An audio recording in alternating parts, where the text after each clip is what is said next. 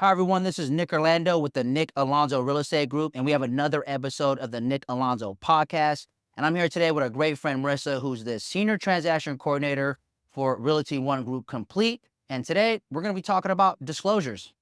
Thanks for having me. I'm excited to be here. Thanks, Marissa. Thank you for coming. Yep. I know me and you have been talking for a while to kind of get this going. Yeah. And I thought it was important for not just first-time home buyers, but seasoned buyers, sellers, because when we're thinking about transactions, no one really takes into play transaction coordinator.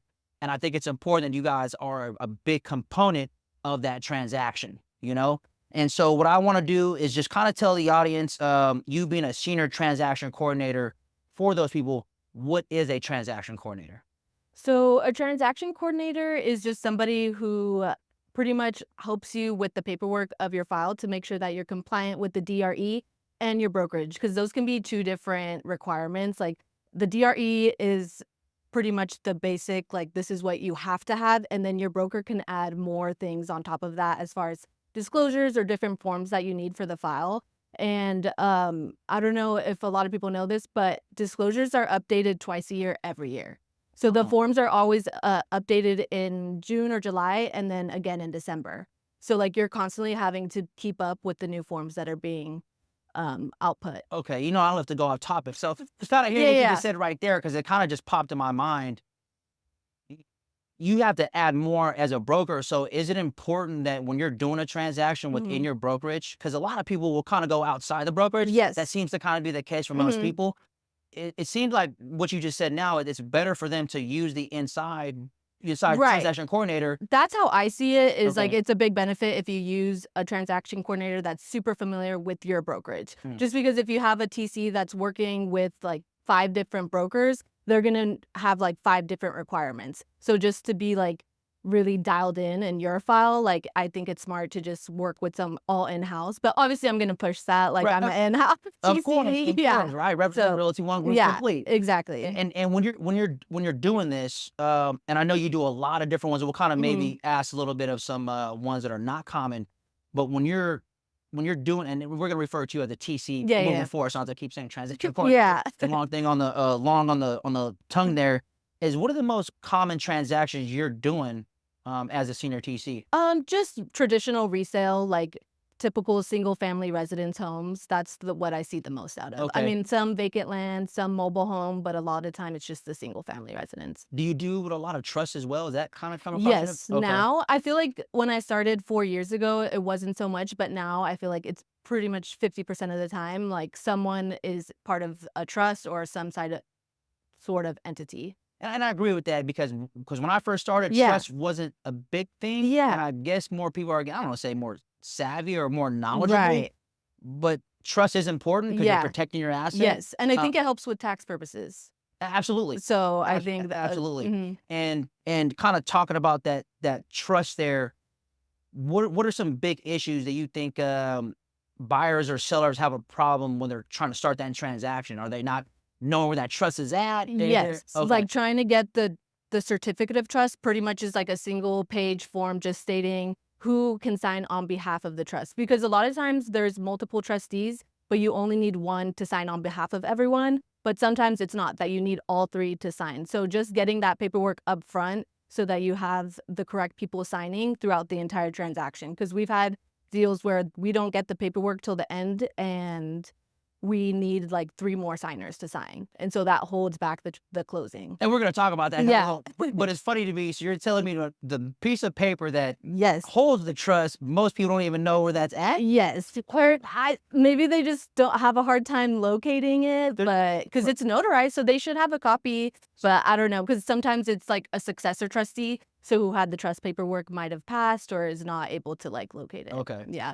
And I didn't mean too much on trust. It That's just okay. it just like you said, it kind of happens a lot. So I thought Yeah. I'd just touch on that. Definitely. Going back to the questions we kind of had planned, but I always like to go off script, if you've noticed by Yeah.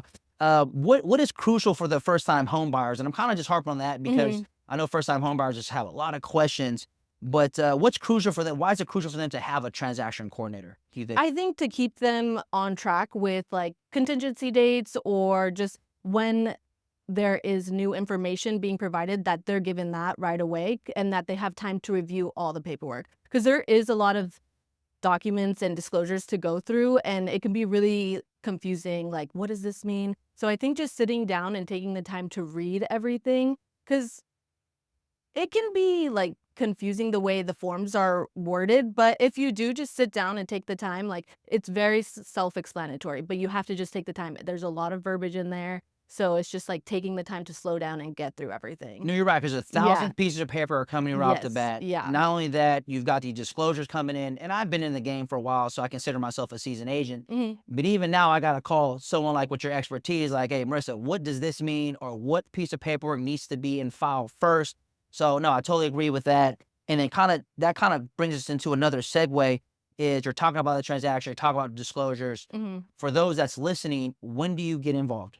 Is it the middle, the beginning? Right away. Right away. Well, that's the easiest or the Okay. cleanest. The way to keep your file the cleanest is just to include your transaction coordinator from the start. Even if you're just placing an offer, just CC your transaction coordinator. That way that they're aware, like, hey, we might be getting started soon, but getting started from the beginning will always be the easiest so that they can review the contract. And when you review the contract, it triggers other paperwork. So there's like things that you have checked on your RPA, like if there's rent back, that's going to trigger a different form. If the rent back's 29 days or more, that's going to be a different form than if it's 30 days or more. So it's just like being self-aware that certain terms will trigger certain paperwork. Got So getting that all up front is so much easier than trying to like scramble at the end. No, that makes sense. And again, I kind of just reinforcing you guys are like the glue. And you guys, again, it's not talked about enough Right. how involved you guys are and how important you guys are. So I've worked try to do it without a TC. You think that you know enough as a realtor and you're scratching your head, you're like, nope, let's bring Marissa back on, right?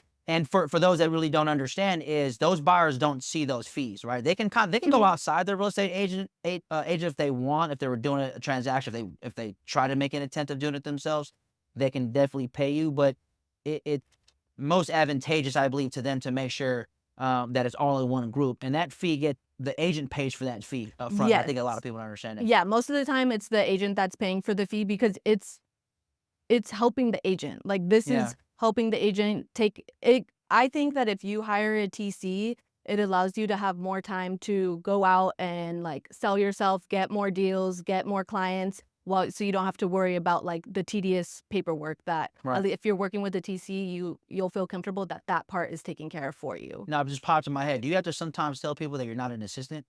Do the people ever say like, "Are you so and so's assistant?" And you're like, "No, I'm not their assistant." Not straightforward, but they'll ask for things that I'm like, that's outside my scope of work. Like I don't really deal with that. And I usually tell them up front too, like, it's not my assistant. She's part of the team. Right. But no, she's totally independent on what she does. Right. Now, kind of talking about those documents, we talked about trust and that was awesome. Mhm. What are the major key documents that you think that the buyers kind of get tripped up on? And I know one of them's like TDS. I have trouble with that. Mhm. Is there any other documents that you kind of want to talk about that really trips up buyers and they should be kind of aware of, like when that comes across their desk?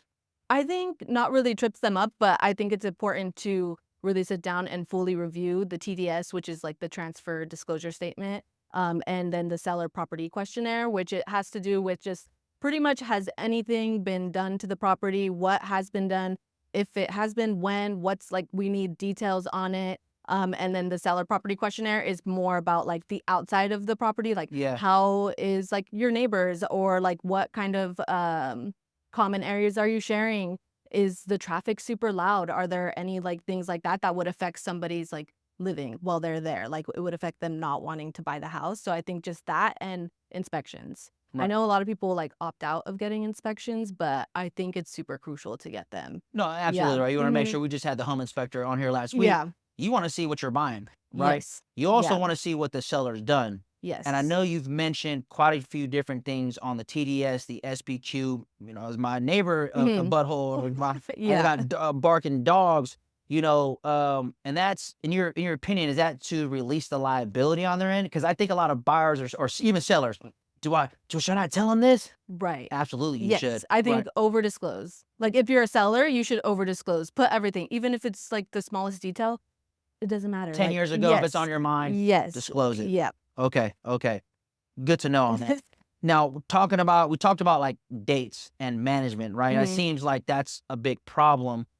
what holds up these dates? You said it before, but let's kind of dive a little bit deeper. Like if someone's got an inspection contingency Mhm. or appraisal contingency, and especially at closing, when you're managing these transactions and you're going back and forth with the buyer and the seller, and sometimes the loan officer, because they can sometimes Right. hold things up. Mhm. On the buy side specifically, what is the buyer usually like? Are they a big problem when it comes to getting these dates moving forward because they're not signing things, or what do you find in that Um, process with these documents? that might have to do more with like the appraisal and loan contingency because I Okay. know that the buyer will have to provide a bunch of documents to the lender so that they can get everything going. But I think what normally holds it up is if like you can't get like inspections right away. Like then you're Okay. gonna push it out the contingency out just because you haven't got your inspections done. So I think just depending on how busy the market is, like can we get an appraiser out there? Can we get inspections out there quick enough? I think that's what really holds it up, along with the buyers sometimes not knowing what paperwork they need to provide for their loan. A good point. Do you Mhm. have trouble getting signatures from a lot of parties? Is that ever really an issue? Do you feel like buyers and sellers are I don't know, what's the term I'm using? Cuz what's the term I'm using? And this is a good thing about a podcast. You can stop and be raw as you want. I guess they want to be. I think they guess just don't know the importance of like what they're signing. So I think it's really important for the agent to be on top of them of like, hey, like you're gonna be receiving this stuff from my TC, like review it and sign it. If you have questions before you sign it, just call me and let me know. Because Okay. as a TC, we like I'll deal with more of like the tech side of it. Like if they're not signing, I'm like, okay, hey, like I'm resending them the link, Yeah. or like I noticed that they're not signing, fully completing it, and I'll reach out to the agent and let them know. And a lot of the times it's like the client might not be tech savvy. They're just like, oh, I've never dealt with DocuSign or Glide or all that stuff. So I do think it's important for the agent to be explain to their client the importance of the documents that they're Okay. signing and in a timely manner. And most people run across tech savvy, or you still gotta get the few that kind of runs through the cracks. Like, no, everything old school. Yes, Yeah. I'll have like probably like a handful of files that it's all wet signature, which we can't really do Now let's much be with honest. You get that. mad about that? No, not really, because I can't get the signatures for them. Right. So you So got it's okay. I'm just like following up on the agent. I'm Alright. like, hey, Hey. you kind of have to do this part yourself. So it's just up to the agent if they sometimes they'll just be like, I'll TC this one because like I'm gonna have to end up doing most of like the paperwork. Okay. So I'm like, that's fair. Okay. But yeah. Okay. So for those who are out there, cuz get the camera on me, use DocuSign. It's super Yeah. easy. Okay, digital signature. If you got to do a wet sign, of course, the team's going to help you. Right. But I think most people, I think you would believe I think people that don't do DocuSign, they kind of have this feeling like it's not safe. You know, I got Yes. the digital signature They think it's floating like a around. scam. And I'm like, it's not, I swear, Yeah. it's verified. Now, preparation for buyers, right? You've already touched on a lot of this stuff.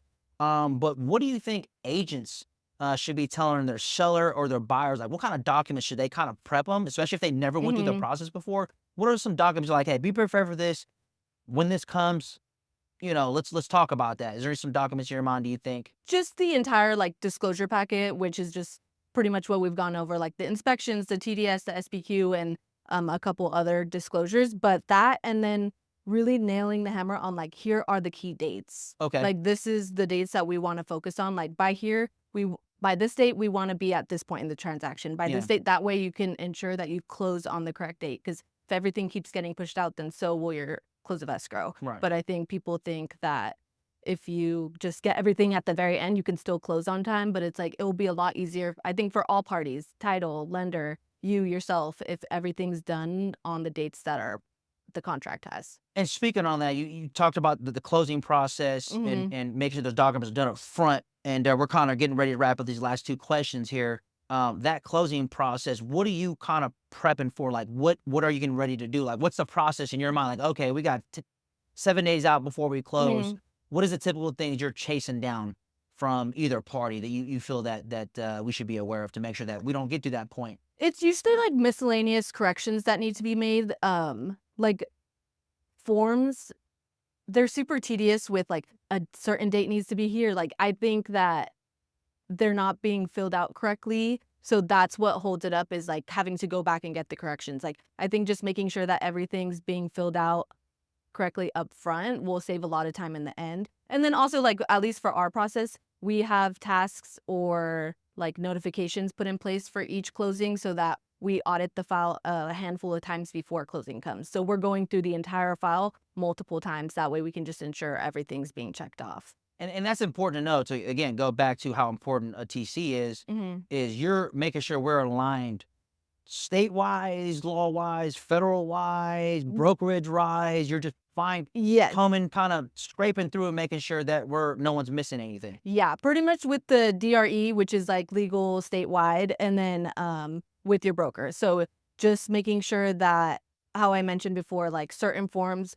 will trigger other forms. So just making sure that when you see those forms, you're aware that you need to add these additional forms. Or like sometimes we'll get add a buyer like the day before closing. So we have to go back and get everything re-signed. But if you like read the forms, it'll tell you like, okay, if you're adding the buyer right before closing, you can just have them initial page 1, which will save you a lot of time. So just understanding the paperwork and making sure you can do it kind of in like the most efficient way, but still be compliant with the DRE, I think helps a lot. So what's the most efficient way? Just call you and ask you and listen to you. Pretty much. Yeah.